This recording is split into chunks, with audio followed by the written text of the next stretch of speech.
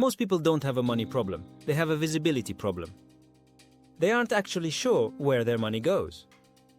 They kind of know the big stuff: rent, car, groceries, but the rest, it just disappears. And then, at the end of the month, they look at the balance and say, "There's no way I spent that much." You did. You just didn't see it. So in this video, we're going to do something really simple and really uncomfortable: a 30-day lifestyle audit. Not to shame you, not to make you feel bad, but to show you exactly where your money actually goes so you can tell it where to go next month. We're going to put every expense into one of 3 buckets: must, should, and want. Once you do that, your money stops being mysterious and starts being manageable. Let's set this up.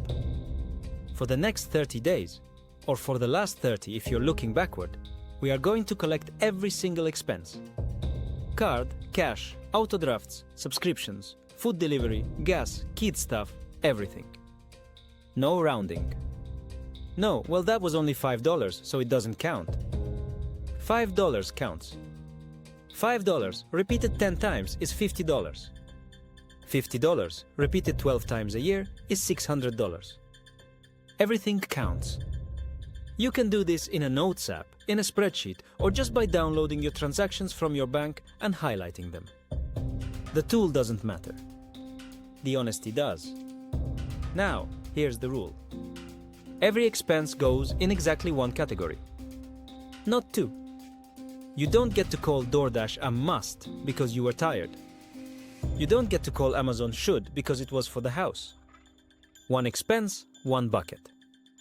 Let me walk you through the 3 buckets. Bucket 1 is must. This is survival and stability. If you don't pay it, something breaks. Rent or mortgage. Utilities. Basic groceries. Transportation to work. Minimum debt payments. Insurance. Childcare. You have to pay to be able to work. Phone, yes, but at a reasonable plan level. This is the stuff that keeps the lights on and the life functioning. Most people think their must bucket is 90% of their budget, but when they audit it, it's more like 50 to 65%. That's the whole point of this exercise, to see what is actually essential and what is just very convenient. Bucket 2 is should. This one is where people get confused, but it's important. Should is for things that are not strictly survival, but they move your life forward or prevent future pain. Extra debt payments beyond the minimum. Investing. Savings for emergencies. Sinking funds for car repairs or school supplies. Gym, if you actually use it. Education or skills. Kids' activities, within reason. Giving, if that's part of your values. None of those are technically required to stay alive this month, but they are things you should be doing if you want to be stable next year. A lot of people's problem is not that they don't have enough money. It's that the should bucket is empty because all the money leaks from must straight to want. Bucket 3 is want. This is everything else. Eating out. Coffee out. Takeout. Streaming. Extra data because you don't want to be on Wi-Fi. Clothing that isn't replacing something necessary. Home decor. Hobbies. Ubers because you didn't leave on time. Nights out. Upgrades. Gifts over your limit. Convenience spending. None of this is bad. We are not anti-fun.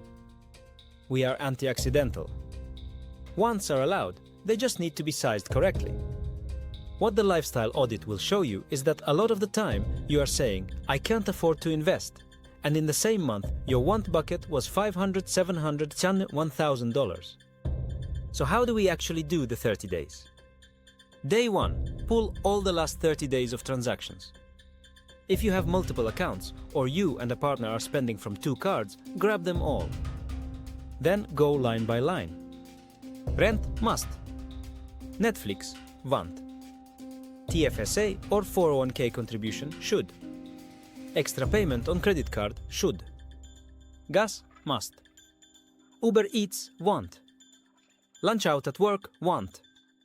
Groceries, must. But watch this.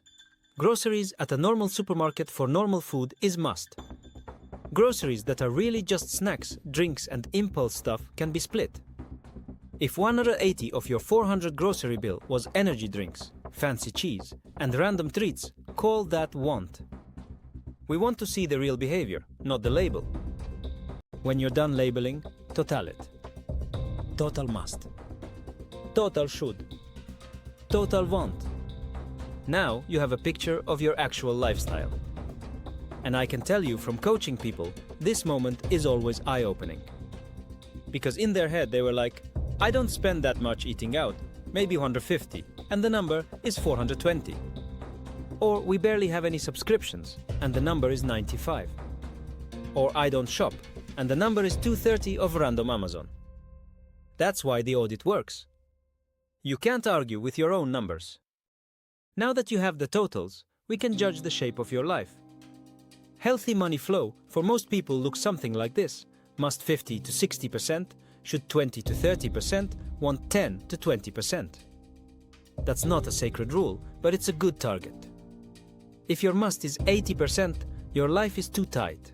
Housing, car, or debt is eating your future. If your should is 5%, you are not actually moving forward. If your want is 40%, you're not bad with money, you're just fun, first. You can change that. Let's go through 3 audit results and how to fix them. Audit result 1, must is too high. You added it up and 70 to 80% of your income is must. Rent, car, insurance, daycare, debt, it's all fixed. When must is too high, cutting Netflix won't save you. You need a structural change. That means a cheaper living situation, a smaller or older car, refinancing or paying down debt, negotiating daycare, or increasing income. You can't budget your way out of a too big rent. You have to change the rent. Your lifestyle is not too expensive because of coffee. It's too expensive because your fixed costs are too close to your income. Audit result 2, must is fine, but want is huge. This is the most common one. Your must is 55%, that's okay. Your should is 10%, that's low. Your want is 35%. You don't need a new job for this. You need a cap. Decide right now. Wants are capped at 15 or 20% of take-home. If you take home 4,000, wants can be 600 to 800. Not on those 100. Then start cutting from the bottom. Food delivery, extra eating out, subscriptions, random Amazon. You don't have to cut to zero. You just have to make room for the should stuff. Audit result 3, should is empty.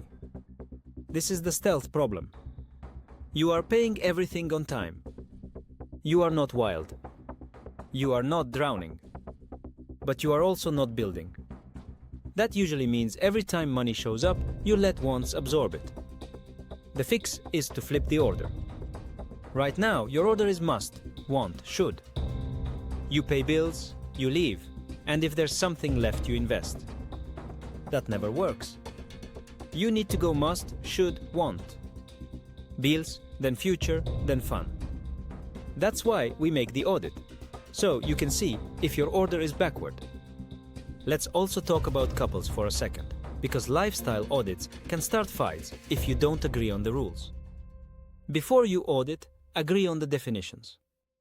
Agree that debt payoff and investing go in should. Agree that eating out goes in want. Agree that kid activities have a cap. Then audit. That way it's not you spend too much, it's our want bucket is 900, we said it should be 600. It's the numbers talking, not you. What if your income is irregular? Then do the audit on an average month and use percentages, not dollars. If you made 3,200 this month and 1,380 was must, that's about 43%. If next month you make 4,000, try to keep must around that percentage, not at some random higher number. Percentages make it flexible. What do you do after the audit? You build next month's plan based on the reality you just saw. If wants were too high, you pre-decide your wants for next month. 2 restaurants, 1 delivery, that's it. If must was too high, you pick 1 must to attack over the next 3 to 6 months. car payment gone, move to a cheaper place, consolidate debt. If should was too low, you automate one thing, 200 to investing the day after payday. The point of the audit is not to feel bad.